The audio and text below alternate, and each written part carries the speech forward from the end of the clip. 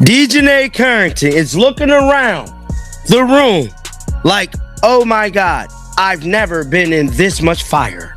I mean, it's getting so bad that now her endorsements are potentially about to pull out on representing DIJONai Carrington. This just goes to show that DIJONai has no self-awareness in what's going on. DIJONai Carrington runs on threads immediately. White privilege at Indiana Fever. White privilege. You running around with blonde hair. It looked like you trying to be white. It looked like you trying to be a white girl. What are you talking about white privilege? The white girl just got a technical foul for something she didn't even do. What are you talking about white privilege, bro? This is why she should be banned from the league. They always run. It states here, Reebok is reportedly dropping their endorsement for DIJONai Carrington after she attacked Sophie Cunningham. Let's go. DJ Carrington just watched her entire career begin and then somehow turned into a full-blown reputation crisis because of the choices Carrington made in the hours and days after it happened. Did y'all see what happened when this young lady got ejected from a WNBA game the other day for a flagrant foul on Sophie Cunningham? Did y'all see that? She got ejected from the game for that flagrant foul right there, and I'll be damned if that wasn't a flagrant too.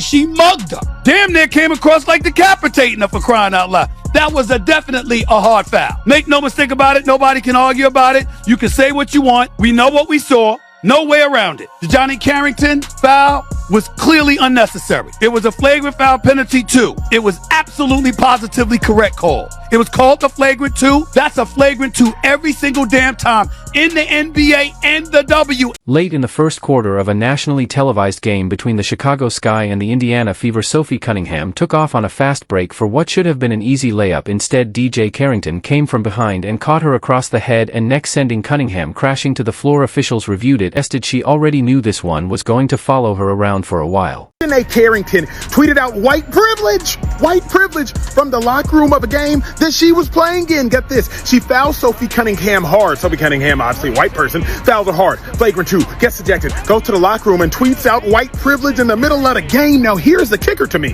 A flagrant two has to be contact that can lead to an injury that looks excessive. DIJONai, it was about as excessive as possible. If there was any evidence of there being white privilege, this was not it. Now here is where DJ Carrington had a choice to make, and she made the wrong one almost instantly. Minutes after being escorted off the court, before she had even reached the locker room, she posted white privilege on social media and tagged the Fever directly. No context, no explanation, just two loaded words thrown into a national controversy that already had Cunningham's name attached to it from an unrelated story about transgender athletes in women's sports. Carrington then followed it up by posting the date of the next Sky Fever matchup with a smiley face emoji, which read to a lot of people less like an accident and more like someone deliberately poking the bear. I would actually say that this is black privilege, to be totally honest with you, because her posting this white racist comment right after assaulting Sophie Cunningham on the court is actually black privilege, because she knows the WNBA won't do a single thing of significance about it. And imagine if the roles were reversed. If Sophie made a comment similar to this, then she'd likely never play again. And actually, we just saw this from Coach Sandy Brondello. She got disciplined for making, I believe, a pretty innocent, maybe, offhand comment about talking about Angel Reese and saying that she's a protected species.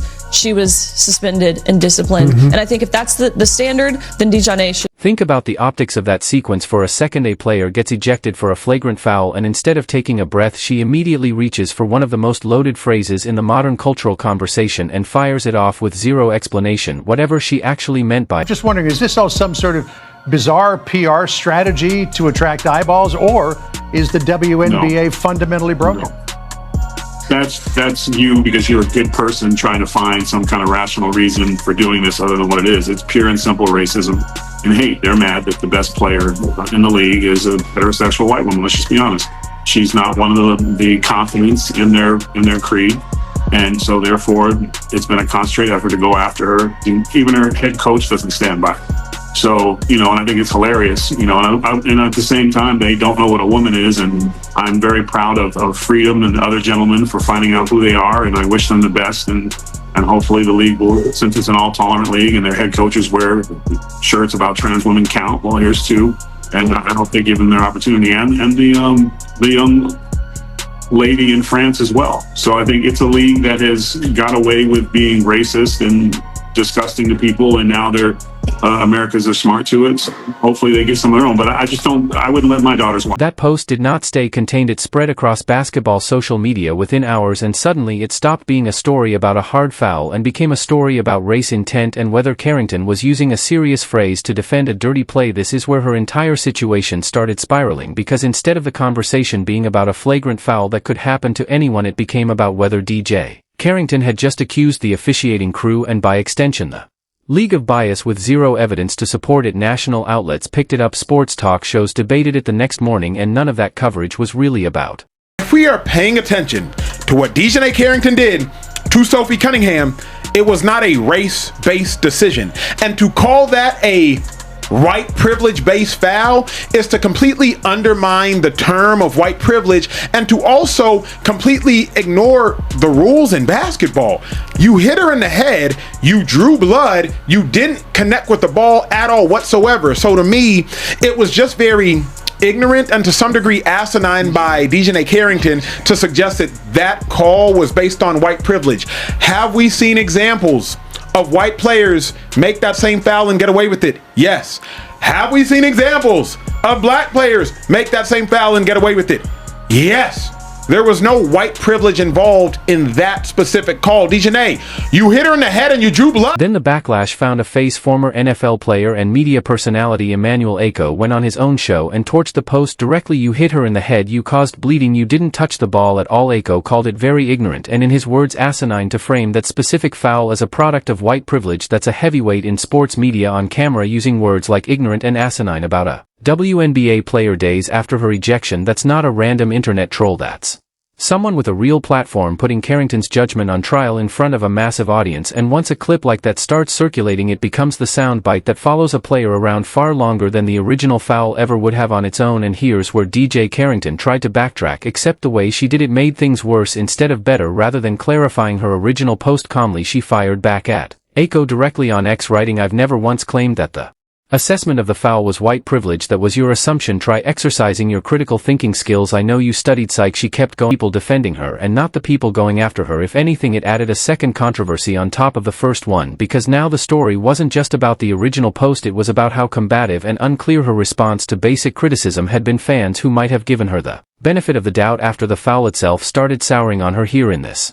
exact exchange, because it read less like someone correcting a misunderstanding and more like someone trying to win an argument she'd already lost the moment she hit send on the first post. Every single game for the rest of the season counts, and the fact that she let her hate and her ego cost the game for her entire team is so toxic. It goes to show that she has very little respect for her teammates, because they all work their absolute asses off. They've all got something to prove. They know that, you know, they started the season with all this hype. They didn't kick it off very strong. And so they have all been working their asses off, coming together, playing patiently. When I say patiently, they've been playing patiently, learning how to actually run the court together. There's a lot of new pieces. There's been some injuries. There's been people returning from injury. There's been a lot of changes. The fact that they were just on the rise, and as a Fever fan, I can say they were actually schooling us in the first quarter. Like, it was, they came back when we were up 8 points. DIJONai herself was balling out, and she just cost the game for her team. Standing in front of reporters before Chicago's game against Seattle, Carrington tried version 3 of the explanation. This time she said the foul itself was unfortunate and unintentional, blaming rust from coming back off a foot injury for the timing being she wants, without ever explaining plainly what the tweet actually meant or who she was. Talking about 3 different explanations in 3 days, a hard foul that was just her competitive nature, a viral post about white privilege that apparently wasn't about the foul, and a follow-up tweet defending the very post she now says had nothing to do with any of it. That kind of moving target is exactly what turns a bad week into a bad reputation, because reporters, fans and brand partners all noticed the same thing at the same time. Another question nobody had asked yet.